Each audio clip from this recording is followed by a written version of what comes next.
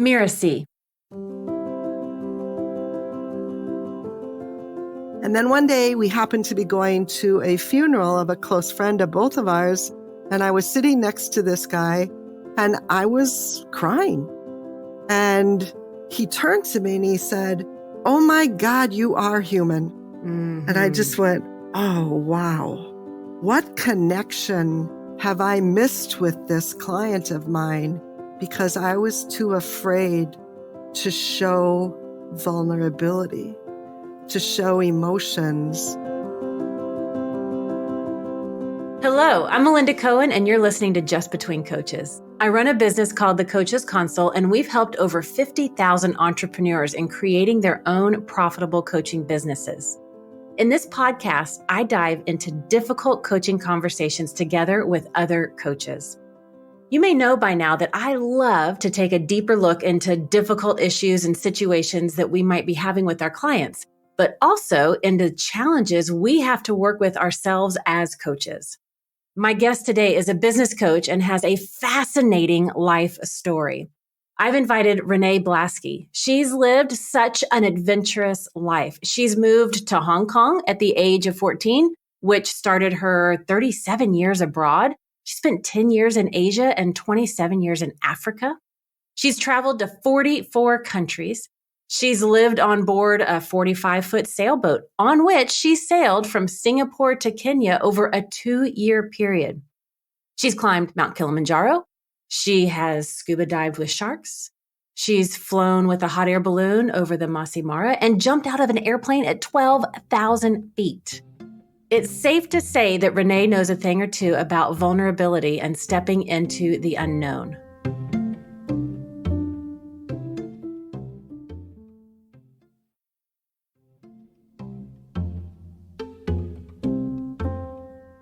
Through her business, the LEAP Network, which stands for Lead, Empower, Aspire, and Promote, Renee helps her clients get results without the overwhelm and to recognize when they are getting in their own way as a result of their limiting beliefs and negative emotions.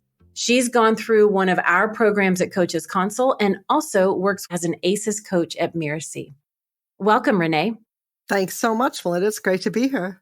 Renee, I am so happy to have you here. You and I worked together when you first started your coaching business, and you're a graduate of one of our programs at Coaches Consult. But before we dive into today's topic of vulnerability, would you share a little bit of your background? I mean, I know I kind of gave an overall view of it in the intro, but I know you faced a dangerous situation with your sailboat. Is that right? Yeah, that's true. That was quite a story. We started out in Singapore and then we went up the coast of Malaysia and then we went into Thailand. We spent a year doing that. Then we sailed over to Sri Lanka, spent about a month there. And then we went into the middle of the Indian Ocean to a group of islands called Chagos. But the real adventure started when we left Chagos to go to the African continent. Now, consider that we had been living on our boat within an archipelago of islands that the highest thing was a coconut tree. And so when we left that atoll to go to where we thought we were going to go to Madagascar, but what we didn't realize is that a storm had really been brewing all the way from Australia, and there was nothing between Australia and where we were except for a few tiny little islands. So there was a huge set of storms coming in, and that caused just tremendous, tremendous waves. And the waves were getting like 50 feet, 60 feet high. And so what actually happened is that over the nighttime, I was on watch. My ex-husband was down below trying to get some sleep. And all of a sudden, I am on the steering and I'm noticing that it's getting harder and harder to steer. And so I go into the manual thing and take a 2-hour watch.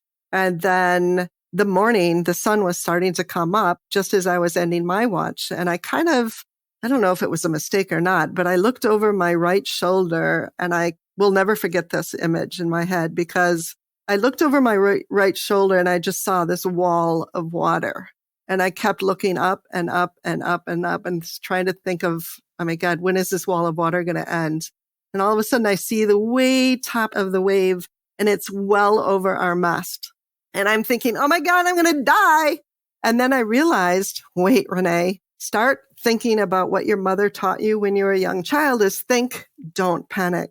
And so that kind of calmed me. And then I realized that I had actually been facing these types of seas already for 2 hours and that I could actually handle what that wave was going to bring to us. And so it just kind of hit me in the face is like, we can handle a lot more than we actually realize when we're forced to. So that was a really amazing experience because it really taught me that I can take more risk than I think. Okay. I'm not sure how to dissect all of that, besides the fact that I have goosebumps when I hear you tell that story and that he tried to sleep through 50-foot waves. Like, how is that even possible? But I love the think, don't panic. I can handle this. And, we can risk more than we think. And that really is kind of at the core of our topic today, because that's our conversation, right? It's about vulnerability and how real transformation only happens when we get in contact with it. I can imagine, like I see how tall that wave is, right? Like talking about getting in contact with it. But first, let's define what vulnerability is. What is your definition? My definition of vulnerability is really being open and receptive to taking on risk, taking on new things that get you outside of your comfort zone, knowing that things may not always go right. Things may invite criticism. They may invite a lot of people negating what you think. And you're really just opening yourself up to not only your own negative thoughts, but everybody else's negative thoughts too. Okay, that is important right there because we can be our own worst enemy sometimes. So it's not just the risk of what others may say or do or how they may act towards us, but how we might speak to ourselves or what we might say to ourselves or the way we might behave. So I love that you included our own perception, our own self-talk, as well as others. Now, a common myth about vulnerability is that it equals weakness, right? And the number one word that I hear from coaches, especially we work with coaches and new entrepreneurs as they're just getting started, they'll say things like, Melinda, I just want to appear professional, right? And so they don't want to appear weak because they want to be professional. Why do we think that vulnerability equals weakness? Oh boy, can I relate to this? For me, that idea was implanted in my head from a young age. I'm the youngest of 3, and I had 2 older brothers. So as you can imagine, they like to bully and do the boy thing against the girl. And my mother said to me one day, you do know that they're just trying to push your buttons and trigger you into reacting. And if you don't do anything, you're going to let them know that they can't touch you. And that kind of built it in my head that you've got to be stoic. You've got to be strong. You can't show emotion. Otherwise, you'll be considered weak and you will be bullied. And I even carried that into my first career in the financial services sector. I was an equity analyst and then ran my own corporate finance consulting company for 20 years. And I will never forget this experience either because I was consulting for a financial services company. And this was when I was in Kenya.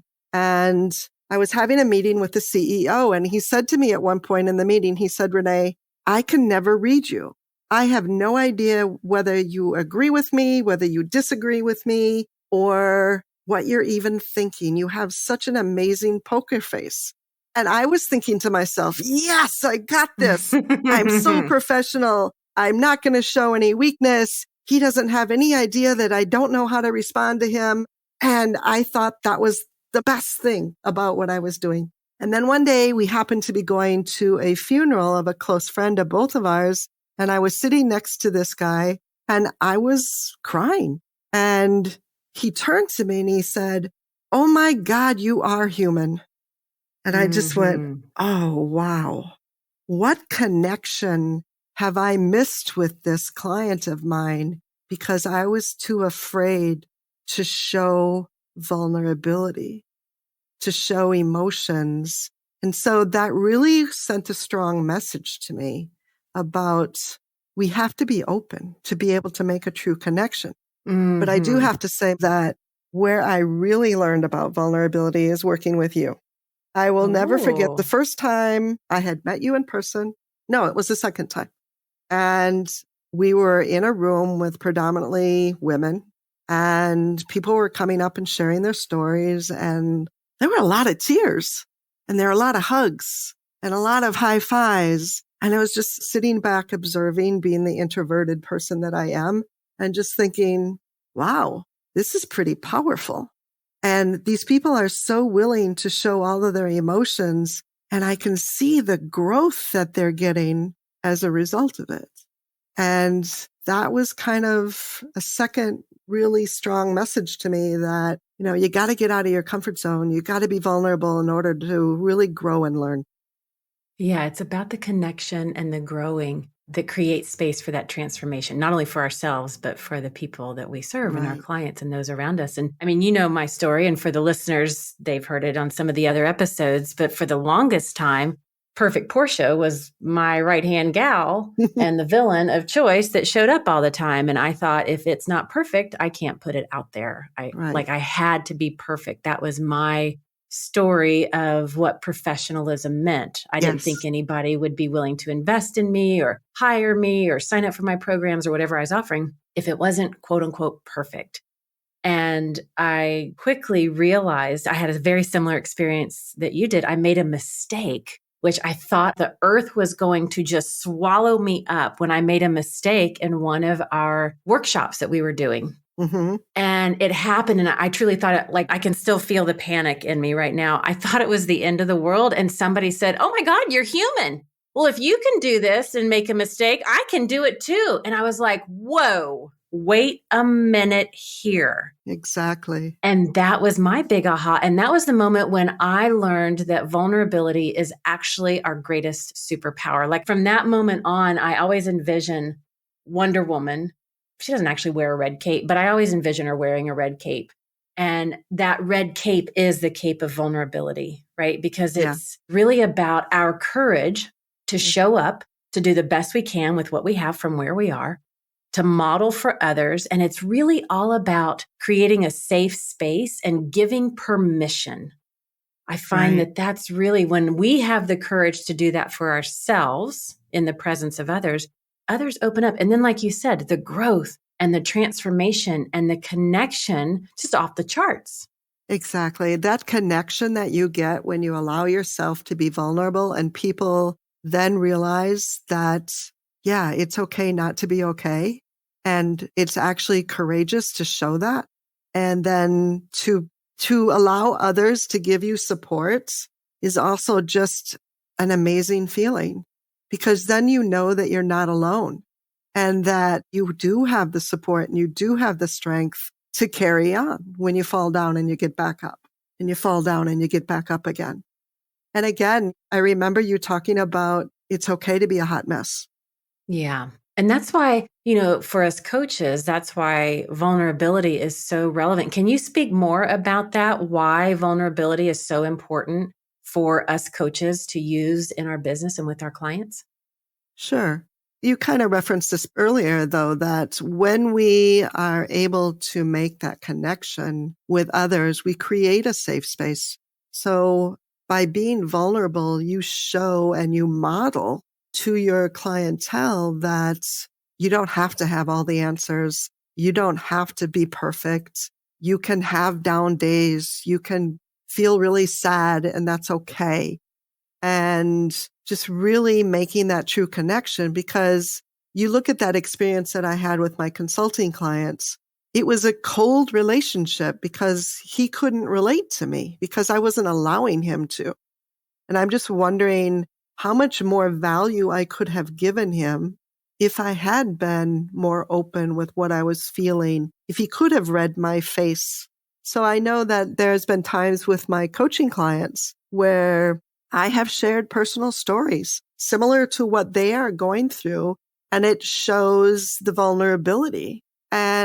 But because of that, they can relate to me better. I can relate to them better. And the relationship is just so much stronger. And as a result, you get better results for them, or they get better results, I should say, for themselves. I love it. I know one of the things that I do with my clients, if I sense their hesitation, and I'm kind of picking up on there's more going on here, there's more to share, but they may not be ready to share. One of the coaching questions that I'll often ask, and there's this magic word that when I use this, it seems to transform a lot of things, but I'll ask them, what would it look like if, I'm not saying that you will, but if you let yourself be vulnerable in this situation? What would that sound like? How would you show up? And that magic word, if, it's the most interesting thing in a coaching question. It's like, well, you don't have to actually do it. You can just kind of pretend and step into it, but then you can decide if you don't want to keep doing that. And it's just an interesting permission giving thing. It's like, well, if I were to do that, and then it just kind of opens up the possibility and the conversation and the dialogue. Yeah, I love that. Because, it's allowing them to feel safe, but yet at the same time, start to explore what would it look like if I start sharing this? What's going to happen? I have to say, though, that sometimes I take a little bit more direct approach, and I will ask them the question, particularly if I've been in the coaching relationship with them for a bit of time. So they've come to know me. I've known them a little bit better. So I'll actually ask them the question, I'm sensing there's some fear here. What is it that you're afraid of? And then I pause and I wait. And some of them will say, oh my gosh, I'm so afraid of this. And they'll respond immediately. And then that opens up the conversation as to what they're really afraid of. Mm-hmm. And sometimes they're just like, oh, I'm not afraid of anything. And then I'll then say, is that really true? We're all afraid of something. So then perhaps at that time, I'll relate a story of a time when I was afraid of doing something that they're doing, trying to do similarly now, and get them to start seeing that it's okay to be afraid. It's okay that you don't know what the outcome is going to be. And then I get really curious. What would that outcome look like?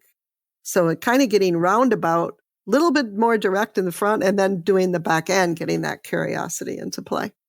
And that really is, I think you hit the nail on the head right there. Get curious. That's the greatest thing that we can do to help our clients explore the edges of their vulnerability. And the more we're curious, I think the more they get curious as well. And it's just a really interesting dynamic between coach and client at that point. Now, Renee, I know that you're also a certified trainer in Susan Jeffers' work, Feel the Fear and Do It Anyway. Yes. And as such, you work with 3 different levels of fear, right? Like this kind of goes in hand with what you were just talking about. Can you share what those 3 different levels of fear are and how does that relate to vulnerability? Sure. The first level of fear is really that you're afraid of an event or an occurrence happening. Like maybe you're afraid of that you won't get the clients, or maybe you're afraid that a client will disappear, or that you won't be able to pay your bills or something like that. So that's the first level of fear. It's very event driven, something that is happening or is about to happen. And that's the first level. The second level of fear is really relating back to your ego. Oh my God, what if I fail? What will people think of me? That's where that judgment and that critic comes into play, where everybody will think that I'm a failure, or I will think that I'm a failure and I'm not good enough, and all of those negative feelings. So that's the second level of fear. But finally, the third level of fear, and all our fear is really driven by, I don't think I can handle it. And when I can't handle it, I'm going to break down. So that's really when you start looking at how can you handle it? I mean, just like when I was facing that wall of that water, that powerful wave of a 50-foot wave coming at me, I thought immediately that I wouldn't be able to handle it. And it was only until I realized that, wait a minute, I've already been handling it. So when we start getting really fearful, we're thinking about something in the past or we're thinking about something in the future. And something fearful in the future is kind of triggers something that may have happened in the past. Like, well, I've faced this before and this has happened and it was all bad. So it's going to happen again. And you start building this negative ladder that just keeps going up and up and up in terms of fearfulness.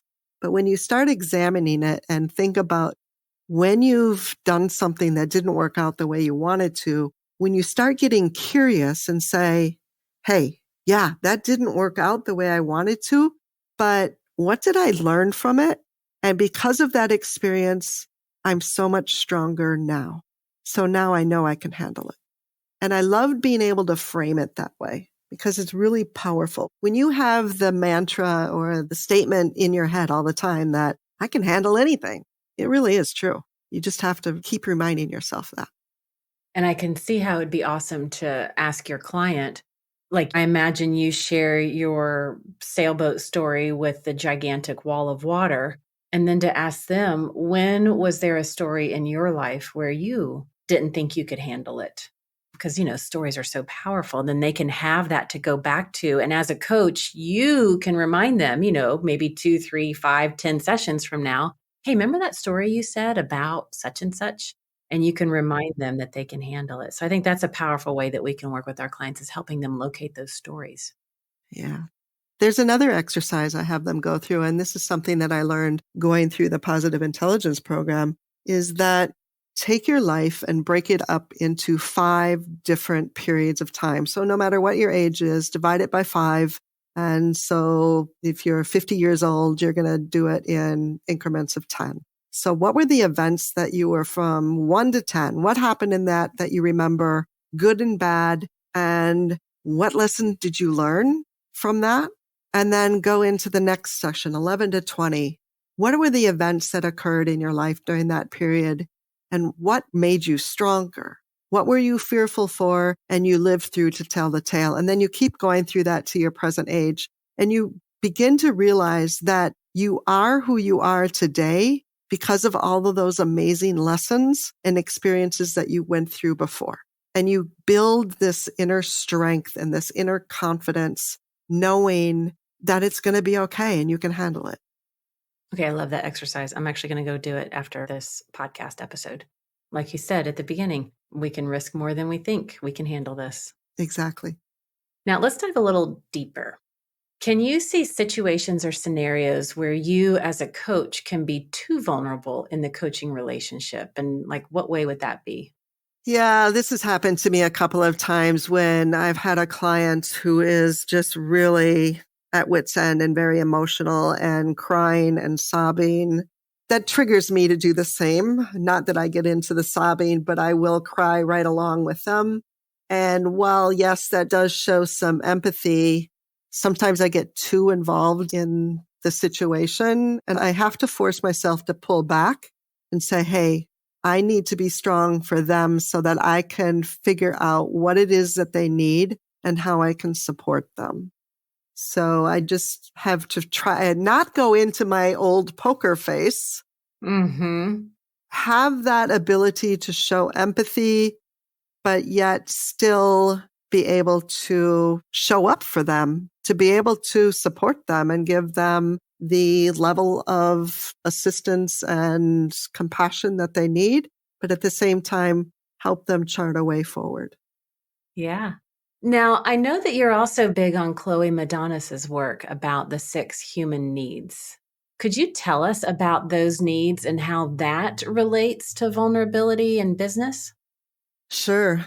So she built a system called the 6 basic human needs, and those are certainty, uncertainty, love and connection, significance, growth, and contribution. Now, when you learn what your basic human needs are, and everybody has 2 top priorities, and she's developed this quiz that you can take to determine what your 2 highest priorities are of your basic need. Once you know that, then you can try to figure out why it is that you do what you do. And I've got a story around this, if you don't mind me sharing. Of course, go ahead. I had a client who was really struggling with her import-export business. And she was really not happy with the business. It wasn't doing as well as she expected it to. And she was just a very miserable person. And she was yelling and screaming at her kids, at her husband, and life at home just was not happy either. So she hired me to help her get results without overwhelm. And the first thing I did was, let's see what your basic human needs are. What are your top 2? Well, her first priority, the highest priority of her basic need was significance. She wanted to have respect. She wanted to be able to have an impact. And really create herself as an authority figure. Well, two things occurred to me when this happened is that when you're running an import-export business, there's not a lot of human interaction. It's just more transactions day-to-day selling items. You're not dealing with people and making transformations with them. So that seemed to be a disconnect with her business and her human need. The other thing that was happening with the yelling and screaming is she was getting that human need by yelling and screaming. Yes, people were paying attention to her, but in a very negative manner. So there's negative aspects to these needs and there's positive aspects. So the positive aspect for significance would be that people respect you, they look up to you, they come to you for advice, they are always looking, what are you doing? The negative is the yelling, the screaming, the shutting down, the temper tantrums, and all of that. So we went through this exercise and I explained to her the negative aspect of why she was doing what she did. It really just kind of put the light bulb on in her head. And then I started giving her some exercises as to how she can calm herself down before she starts yelling and screaming, and then turn it around such that she gets the attention from her kids that she needs in a positive way by loving them, by telling them that she loves them and that she can help them with the problem that they're having and helping them calm down as well, because we all know that screaming and yelling leads to more screaming and yelling. And so just to disrupt the pattern of the negative behavior that is fulfilling a basic human need. So it's a really interesting process, and I have found it very useful to do. So all my private clients, I bring through this exercise of what are your top 2 human needs and how are they reflected in your business? Mm-hmm. It's a cool part of being coaches. We never truly know the reaches of our ripple effect and the impact that it has on so many layers. Now, as coaches, how can we practice vulnerability? I kind of see it as like a muscle that we have to exercise, right? So how can we practice vulnerability? That's a great question. How I practice vulnerability is to really just try to recognize the emotions that I'm feeling at any time and just take space to honor those, to get rid of the poker face them head on, and just again, get really curious as to why am I feeling this way? Is it that I'm afraid of something? Or is it something from my past that this brings up bad memories? And what am I going to do about it? How do I fix it for myself? And if I don't feel that it's time to fix it, I need to stew a little bit more, that's okay too. The other thing is reach out to other people when you need help. It's okay to ask for help. It's not a weakness. It's actually a really huge strength. And Melinda, you helped me learn this lesson. Is just ask for help. It's okay. Mm-hmm. Yeah, it's certainly hard to practice our own vulnerability isolated and alone. And it's why I say time and time again, you've heard me say it, our listeners have heard me say it. I always say that coaches need coaches. We need coaching, we need community. We have to have our confidants, those trusted people, like-minded, like-spirited people that we can go to and we can allow them to be vulnerable with us and witness that and allow ourselves to be vulnerable in their presence. And when we can do that in safe communities and within our own coaching relationship with our coach, I think it strengthens that so that we can take it out into our families and with our clients in whatever projects we're involved in the world. Renee, do you have any additional advice to help newer coaches get better as a coach when it comes to vulnerability? I would just say take a really deep look at yourself as to why it is that you're perhaps afraid to be vulnerable.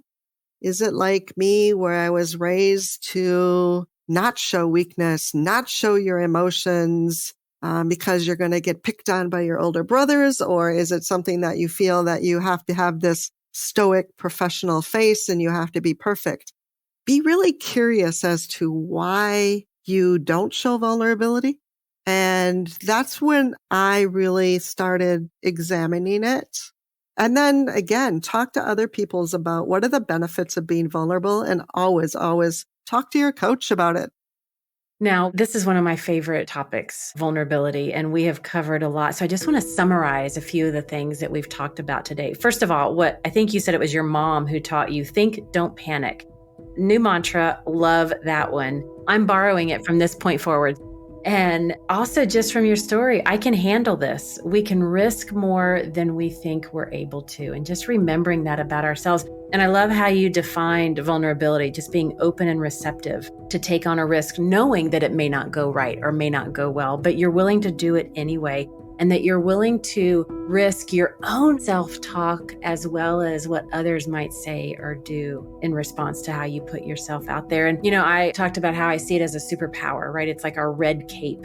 And it's really our courage and modeling for others and how we create a safe space that really is just about safety and trust for our clients. And in that, I love how you coined it, the ultimate outcome of our ability to be vulnerable and willingness to be vulnerable is the growth and the connection that we make with and help our clients get in the ultimate transformation that they're going to experience. And for those coaches that are out there, ways that you can explore your vulnerability with your clients is set the parameters of that conversation like Renee was sharing with us. Remind them that this is a safe and confidential space. And using those coaching questions like, if you were vulnerable, what would that look like? Or Renee's more direct approach. What are you afraid of? I'm sensing fear. And then ultimately, bottom line is to get curious. That curiosity is what begins to get at the edges of not only our vulnerability, but also for our clients. Renee, do you have any parting words that you want to share with our listeners? Just remember that life is a journey. Enjoy it. Go out and push yourself, and you will find that when you reach the edge of uncomfortable, you know that you're in the right path, and just take one further step ahead. Getting comfortable with being uncomfortable is like building a muscle. You don't go to the gym and expect to lift 500 pounds. You start with one. So again, with trying to be gaining strength through having vulnerability and getting into your uncomfortable zone, take one step in, take another, and then another, and then another. And before you know it, you're well into your uncomfortable zone and having great growth. Well, thank you for listening to this episode of Just Between Coaches. And also a big thank you to Renee Blasky for this great conversation about vulnerability. You can find out more about her at www.reneeblasky.com. That's ReneeBlasky.com. Renee, thank you so much for coming to this show. Thanks so much for having me, Melinda. It's been my pleasure and a great fun. I'm Melinda Cohen, and you've been listening to Just Between Coaches. Just Between Coaches is part of the Mirasee FM podcast network, which also includes Making It and Once Upon a Business. This episode was produced by Cynthia Lamb. I wrote this episode with Mishi Lance. She assembled the episode. Danny Eny is our executive producer, and post-production was by Post Office Sound. To keep listening to future episodes, please follow us on Apple Podcasts, Spotify, or wherever you're listening right now. And if you like the show, please leave us a starred review. It's the best way to help us get these ideas to more people.